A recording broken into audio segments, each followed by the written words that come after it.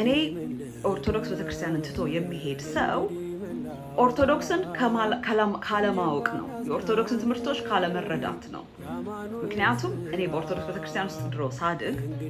ሄዳለሁ ቤተክርስቲያን ቅዳሴ ምን እንደሆነ አላቅም ለምን አልጠይቅም ቤተክርስቲያን እመላለሳለሁ ግን ብዙ ክፍተቶች ነበሩ አሁን ተመልሼስ ቅዳሴ የግዕዙን ትርጓሜ ያውቃለሁ ስለዚህ አሁን ከነበሩኝ ሁሉ ኤክስፒሪየንሶች ወደ ኋላ ተመልሼ ሳይ እንደ ኦርቶዶክስ ቤተክርስቲያን ከመሐሌት ከቅዳሴ ጀምሮ ክርስቶስ ወርሺፕ የሚደረግበት ቤተክርስቲያን አላየው ከዛ ዲስከቨር ያደረኩት ደግሞ ምንድነው the head of the church is Christ